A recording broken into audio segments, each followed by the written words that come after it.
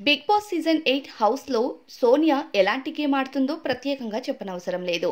వాళ్ళ టీంకి చీఫ్గా ఉన్న యష్మి గౌడ కూడా నైనిక టీంకి సంబంధించిన రేషన్ అంతా దొంగతనం చేసి తీసుకొచ్చి దాచిపెడుతుంది. అయితే ఈ రోజు ఉదయం లేచినప్పటి నుంచి నిఖిల్ చాలా బాధగా ఉన్నాడు. వాళ్ళ కంటెస్టెంట్స్ అందరూ కూడా ఆకలితో ఉంటున్నారని కన్నీరు పెట్టుకున్నాడు. అయితే యష్మి గౌడ నిఖిల్తో మాట్లాడింది, నైనిక నిఖిల్తో మాట్లాడింది. కానీ రోజంతా సోనియా నిఖిల్తోనే ఎప్పుడు తిరుగుతూ ఉంటుంది.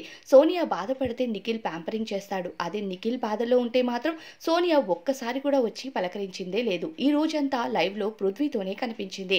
ఇక పృథ్వీ అయితే సోనియాతో దొరికిందే ఛాన్స్ అని తెగ టైం ని స్పెండ్ చేయడం మొదలు పెట్టాడు.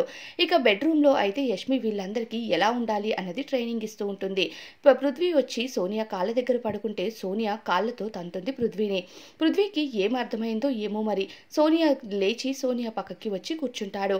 ఇక పక్కకి రాగానే చాలు సోనియా పృథ్వీ తల నిమురుతా ఉంటుంది.